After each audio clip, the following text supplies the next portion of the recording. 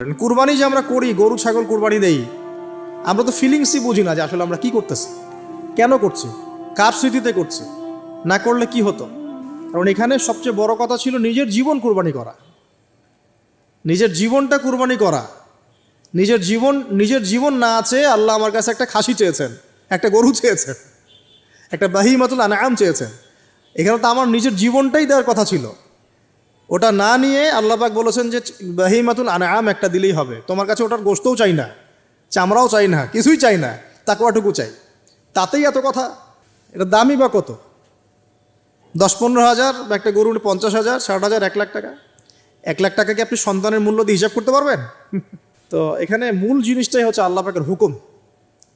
আল্লাহ পাকের হুকুমই সবচেয়ে বড় কথা। এখানে নেকিটা বড় কথা না, বড় কথাটা কি? আল্লাহর হুকুম। আল্লাহ পাকের হুকুমের পিছনে কি নেকি আছে এটা আমি সংখ্যা দিয়ে কাউন্ট করতে পারবো না। আল্লাহ পাক হুকুম দিয়েছেন মানে সেখানে ইনফিনিটিভ নেকি আছে। ওটা 1 লক্ষ, 2 লক্ষ, 5 লক্ষ দিয়ে হিসাব করা যাবে না। এখানে কেন কুরবানি করছি? আল্লাহর হুকুম। যুক্তি বিজ্ঞান দর্শন খোঁজার দরকার নেই তো আমার। তো এবার আল্লাহ রাব্বুল আলামিন কিভাবে বলছেন কোরআনে? আল্লাহ পাক বলছেন, ইব্রাহিম আলাইহিস সালাম বলেন, ইন্নী যাহিবুন ইলা রাব্বি সায়াহদিন, আমি চললাম আমার রবের পথে, তিনি আমাকে পথ দেখাবেন। এই আয়াতটা খুবই মনে শান্তিদায়ক আয়াত। জীবনে অনেক কিছু হয়ে যাবে, কিন্তু এই আয়াতটা যদি তেলাওয়াত করতে পারেন ভিতরে ভিতরে আল্লাহকে পাবেন। ইন্নী যাহিবুন ইলা রাব্বি সায়াহদিন, আমি ছুটলাম, আমি চললাম আমার রবের দিকে, তিনি আমাকে পথ দেখাবেন। রব্বি হাবলি মিনাস সালিহিন, আল্লাহ আমাকে সুসন্তান দান করুন, সালেহীন সন্তান দান করুন। ফাবাশশারনাহু বিগুলামিন হালিম, আল্লাহ বলছেন আমি তাকে সহনশীল সন্তান দান করলাম, সহনশীল সন্তান দান করলাম। এবার ফালাম্মা বালাগা মাআহু সা'য়া, এবার যখন বাচ্চাটা বাবার সাথে দৌড়াদৌড়ি করা শিখলো, মানে এই যে 10, 12, 14 বছর বয়স, এই সময় বাচ্চাগুলো আরও বেশি আকর্ষণীয় হয়। শেষ বয়সের বাচ্চা, এত দোয়া করার পরে একটাই বাচ্চা, একটাই ছেলে, শেষ বয়সের, কেবল বড় হচ্ছে, বাবার সাথে মানে দৌড়াদৌড়ি করতে শিখছে, সন্তানের প্রতি বাবার ভালোবাসা আরও গাঢ় হচ্ছে। আল্লাহ পাক তখনই পরীক্ষা নিলেন, যাতে দেখতে চান আল্লাহ পাক আমার ভালোবাসা বেশি না তোমার সন্তানের প্রতি ভালোবাসা বেশি। সন্তানকে পেয়ে আবার আমাকে ভুলে যাওনি তো? সুবহানাল্লাহ, সুবহানাল্লাহ। এবার ফালাম্মা বালাগা মাআহু সা'য়া, যখন সন্তান ছোটাছুটি করা শুরু করলো, দৌড়াদৌড়ি করতে শিখলো, ক্বালা ইয়া বুনাই, ইব্রাহিম আলাইহিস সালাম বলছেন, হে আমার সন্তান, ইন্নী আরা ফিল মানামি আন্নী আযবাহুকা, আমি আমার স্বপ্নে দেখেছি আমি তোমাকে জবাই করছি। এই কথাটা কিন্তু তিনি গিয়েই তাকে বলেন নাই। তিনি সন্তানকে নিয়ে হাঁটছেন হাঁটছেন হাঁটছেন, কাবাঘর থেকে প্রায় 8 কিলোমিটার দূরে চলে গেছেন, যেখানে কুরবানি করি মিনা প্রান্তরে 8 কিলোমিটার দূরে চলে গেছেন। সেখানে গিয়ে তিনি বলছেন যে বাবা আমি স্বপ্নে দেখেছি আমি তোমাকে জবাই করছি। আগে কিন্তু বলেন নাই যে আমি স্বপ্নে দেখেছি তোমাকে জবাই করছি, চলো আমার সাথে। জেনে ইসমাইল আলাইহিস সালাম জেনে শুনে যাননি ওখানে যে আমাকে ওখানে গিয়ে জবাই করবে আব্বা, অ্যাটেম্প্ট নিবে। তিনি আগে জানতেন না, ইসমাইলও আগে জানতেন না। যখন তাকে নিয়ে গেছেন, ওই স্পটে নিয়ে গেছেন যে যেখানে জবাই করবেন বা মনস্থ করেছেন, ওইখানে গিয়ে তিনি বলছেন যে ইন্নী আরা ফিল মানামি আন্নী আযবাহুকা, বাবা আমি স্বপ্নে দেখেছি আমি তোমাকে জবাই করছি। ফানজুর মাযা তারা, তোমার রায় কি আমাকে বলো, তুমি কি ভাবছো আমাকে বলো। যেমন বাবা, আর যেমন বাবা তেমন সন্তানের চেয়ে এখানে বড় কথা হবে, যেমন মা তেমন সন্তান। কারণ মা বলেছিল এক সময়, আপনি কোথাও যাচ্ছেন আমাদেরকে ছেড়ে, তাই না? মনে আছে? ও আচ্ছা, আল্লাহ আদেশ করেছেন, তাহলে আল্লাহ আমাদেরকে ধ্বংস করবেন না। ঠিক ওই রকম মায়ের গর্ভ থেকে এই সন্তান যে বলছে যে ইয়া আবাতি, হে আমার আব্বা, ইফআল মা তুমার, আপনি করেন, আপনাকে যে আদেশ করেছে আল্লাহ পাক আপনি সেটাই করেন। সাতাজিদুনি ইনশাআল্লাহু মিনাস সাবিরিন, ইনশাআল্লাহ আপনি আমাকে ধৈর্যশীল পাবেন। একটা ছেলে আমাকে দেখেন এই জেনারেশনের, একটা ছেলে যে এইভাবে আল্লাহর জন্য জীবন দেওয়ার জন্য প্রস্তুত আছে।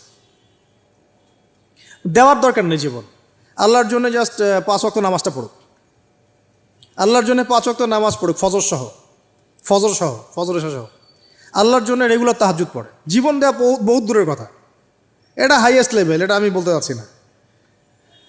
আল্লাহর জন্যে কোরআনটা হিফজ করেছে, একটা পড়া হিফজ করেছে, বা অ্যাটলিস্ট আল্লাহর জন্য কোরআন তেলাওয়াত করা শিখেছে, জাস্ট রিসাইট করা শিখেছে। আল্লাহর জন্যে মানে কোনো মাদ্রাসায় বা কোনো ওস্তাদের কাছে বা কোনো কোর্সে 6 মাস, 1 বছর, 2 বছর পড়াশোনা করেছে। আল্লাহর জন্য একটু দাওয়াতি কাজ করেছে, আল্লাহর জন্য একটা বই লিখেছে, আল্লাহর জন্য দিন প্রতিষ্ঠার কিছু চেষ্টা করেছে, মানে আল্লাহর জন্য কিছু করেছে। এই এখনকার যে হিউজ জেনারেশনটা আছে, লাখ লাখ কোটি কোটি ছেলে মেয়ে, এখান থেকে আপনি আমাকে 5% ছেলে মেয়ে দেন, ইনশাল্লাহ দিন কায়েম করে দিব বাংলাদেশ, ইনশাল্লাহ। 5% দেন, খালি খুঁজে বের করেন প্রত্যেকটা ঘরে ঘরে একটা করে এরকম ছেলে আছে নাকি যে বলতে পারে যে ইয়া আবাতি ফাআল মা তুমার সাতাজিদুনি ইনশাআল্লাহু মিনাস সাবিরিন। কি শিক্ষা মা দিয়েছেন ছেলে সন্তানকে, কি শিক্ষা মা দিয়েছেন সন্তানকে, কি শিক্ষা মা দিয়েছেন সন্তানকে। আর এরকম মাই বা কোথায় পাবেন এখন আপনি, এরকম মাই বা কোথায় পাবেন বাসায় বাসায়। সব স্টার জলসা জি বাংলা মা এখন, হ্যাঁ ঘরে ঘরে এগুলা মা সব এখন, স্টার জলসা মা, জি বাংলা মা, হলিউড বলিউড ঢালিউড সব ভর্তি। এদের তো মানে কি, এদের জীবনটাই পাশবিক, এদের জীবনটাই পাশবিক। এমন মাদেরকে, স্ত্রীদেরকে আমরা ঘরে নিয়ে আসতেছি যে স্বামীর হায়াত কমায় রেখে দিচ্ছে একেবারে, সারাদিন দুনিয়া দুনিয়া দুনিয়া আর দুনিয়া। তো হাজারের মতো মা ছাড়া কি ইসমাইলের মতো জেনারেশন আসবে কিনা বলেন দেখি। হাজেরা আলাইহিস সালামের মতো মা ছাড়া ইসমাইলের মতো জেনারেশন সম্ভব? আর ইসমাইলের মতো জেনারেশন না পেলে বাংলার জমিনে বা সারা বিশ্বে দিন প্রতিষ্ঠা হবে? কোনোদিনও সম্ভব না। তো ইসমাইল আলাইহিস ইসলামের এই কথার পরে, এই কথা যখন বাস বাবা তো এখন বুঝে ফেললেন যে আমার ছেলে তো যেই সেই ছেলে না, সে আবার ইনশাআল্লাহ বলেছে, ইনশাআল্লাহ মিনাস ফালাম্মা আসলামা ওয়া তাল্লাহু লিল জাবিন। আল্লাহ পাক এত চমৎকার করে কোরআনের মধ্যে মানে আয়াতগুলোকে নিয়ে এসেছেন, বালাগাত এত উঁচু মানের। ফালাম্মা আসলামা, যখন তারা দুজনে আত্মসমর্পণ করলো। কিসের সামনে আত্মসমর্পণ করলো? আল্লাহর হুকুমের সামনে আত্মসমর্পণ। এটাই ইসলাম। ইসলাম মানে কি? এই যে এইটা ইসলাম, আল্লাহর হুকুমের সামনে মাথা নত করার নাম ইসলাম। আর আমরা তো প্রত্যেকটা কাজের পিছনে লজিক খুঁজি। নামাজ কেন পড়তে হবে, রোজা কেন রাখবো, জাকাত কেন দিব? তো তোমাকে কেন খুঁজতে কে বলেছে? আল্লাহ বলেছেন তাই করব, রাসূল বলেছেন তাই করব, আল্লাহ নিষেধ করেছেন তাই করব না, রাসূল নিষেধ করেছেন তাই করব না। এত যুক্তি দর্শনের কি দরকার? সব তো আমার মাথায় ধরবে না। এই যে ফালাম্মা আসলামা, এই যে ইসলাম শব্দটা এখানে আছে, ফালাম্মা আসলামা, যখন তারা দুজন ইসলাম কবুল করলো না, এখানে যখন তারা দুজন আত্মসমর্পণ করলো, আল্লাহর হুকুমের সামনে মাথা নত করলো, ওয়া তাল্লাহু লিল জাবিন, ডান দিকে উপর করে কাত করে শুইয়ে দিল সন্তানকে, জবাই করার সময় যেমন করে শোয়াই আমরা, ব্যাস এই পর্যন্ত ঘটনা। তারপরে আল্লাহ পাক বলছেন ওয়ানাদাইনাহু ইয়া ইব্রাহিম, তখন আমরা ইব্রাহিমকে আওয়াজ দিলাম, হে ইব্রাহিম, হে ইব্রাহিম, হে ইব্রাহিম, কদ সাদ্দাকতা রুইয়া, তুমি তোমার স্বপ্নকে সত্যায়ন করেছো, তুমি তোমার স্বপ্নকে সত্যায়ন করেছো। দেখেন, এটা স্বপ্ন, এটা কিন্তু জিবরাইল আলাইহিস সালাম এসে সরাসরি ওহীও করেন নাই, যে যেমন এসে সরাসরি বলা যে আপনার সন্তানকে কুরবানি করতে হবে। তিনি স্বপ্ন, এটা আরও বড় পরীক্ষা। কারণ স্বপ্ন, শয়তান ওই সময় 3 বার পাথর নিক্ষেপ করেছে না, শয়তান বোঝানোর চেষ্টা করেছে এটা তো স্বপ্ন, ভুলও হতে পারে, এটা তো স্বপ্ন, মিথ্যা স্বপ্নও দেখতে পারো। তখন তিনি 3 বার শয়তানকে পাথরও মেরেছেন, মনে আছে? ওইটা কিন্তু হাজিরা এখনও করছেন না। দেখেন আরও বড় পরীক্ষা, এখানে কিন্তু সরাসরি জিবরাইল আলাইহিস সালাম এসে বলেন না যেটা করেন, বরং স্বপ্নের মধ্য দিয়ে মেসেজ দেওয়া হচ্ছে। এখন তো আমরা অনেকে স্বপ্নের স্বপ্নের অস্তিত্ব অস্বীকার করি। স্বপ্ন সত্য হতে পারে অনেকেরই, অমুসলিমেরও স্বপ্ন সত্য হতে পারে। ইউসুফ আলাইহিস সালামের ওই 2 বন্দী মুসলিম ছিলেন না যারা স্বপ্ন দেখেছিলেন যে আমার মাথা থেকে রুটি খেয়ে ফেলা হচ্ছে, আমি শরাব পান করাচ্ছি, তারা কিন্তু মুসলিম ছিলেন না। ওই রাজাও মুসলিম ছিল না যে রাজা স্বপ্ন দেখেছে দুর্ভিক্ষ হবে।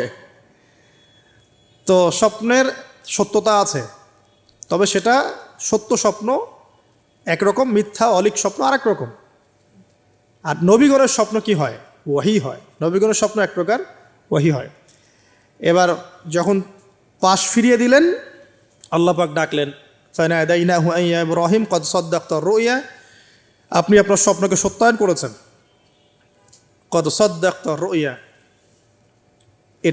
এটা ছিল আল্লাহর পক্ষ থেকে একটা বড় পরীক্ষা। ওয়াফাদাইনাহু বিযিবহিন আযীম, এখানে আসছে এটা, ওয়াফাদাইনাহু বিযিবহিন আযীম। এরপর আল্লাহ পাক সেখানে একটা মহান কুরবানি দিলেন। এই যে আমাদের কুরবানির সুন্নত আসলো, ওয়া তারাকনাহু লিল আখিরিন, এবং পরবর্তীদের জন্য এই সুন্নতটাকে আমি রেখে দিলাম। সুবহানাল্লাহ, মানে কিয়ামত পর্যন্ত এখন এই সুন্নত থাকবে ইনশাআল্লাহ। কদ সাদ্দাকতা রুইয়া ইন্না কাযালিকা নাজজিল মুহসিনিন, ইয়াউল মুবিন। হ্যাঁ, وفديناه بذبح عظيم وتركناه للآخرين سلام على إبراهيم এবার শেষে আসছে যে ইব্রাহিম আলাইহিস সালামের প্রতি শান্তি বর্ষিত হোক সালামুন আলা ইব্রাহিম আমরাও বলি সালামুন আলা ইব্রাহিম আলাইহিস সালাম এবার পরীক্ষায় পাস আল্লাহ রাব্বুল আলামিন সব পরীক্ষা যখন ইব্রাহিম আলাইহিস সালাম পাস করে গেলেন তখন তাকে জাতির পিতা ঘোষণা করলেন মনে আছে ওয়াইদ ইবতালা ইব্রাহিম রাব্বাহু বিকালিমাত যখন আল্লাহ রাব্বুল আলামিন ইব্রাহিমকে বহু পরীক্ষা করলেন অনেকগুলো পরীক্ষা করলেন যখন ফালাম্মা আতাম্মাহুন্না যখন তিনি পরীক্ষায় উত্তীর্ণ হয়ে গেলেন তখন আল্লাহ পাক বলছেন ইন্নী জাইলুকা লিন-নাসি ইমামা আমি তোমাকে পুরো মানব জাতির ইমাম বানিয়ে দিলাম সুবহান এখান থেকেই আমরা বলছি যে তিনি হচ্ছেন পুরো মুসলিম উম্মার কি জাতির পিতা এবার আসেন পরীক্ষা শেষ পুরস্কার লাগবে পুরস্কার কি পুরস্কার হচ্ছে এখন ছেলে আর বাবা মিলে এখন কাবা ঘর বানাও তোমরা সুবহানাল্লাহ কত বড় সম্মান আল্লাহ পাকের ঘর নির্মাণ করো বাবা ছেলে মিলে বাস ছেলে বাবা মিলে কাবা ঘর নির্মাণ করছে দেখেন এই স্মৃতিটাও কত মধুর ছেলে বাবা মিলে কাবা ঘর নির্মাণ করছে চিন্তা করে দেখেন হ্যাঁ ওয়াতাহির বাইতি লিত-তাইফিনা ওয়াল আকিফিনা ওয়া রুকআইস সুজুদ আমার এই ঘরটাকে কি করো পবিত্র রাখো তাওয়াফকারীর জন্যে ইতিকাফকারীর জন্যে নামাজ পড়বে যারা এখনও সেটা চলছে কিন্তু এখনও চলছে এরপরে বানানো শেষ তখন দুজনে দোয়া করছে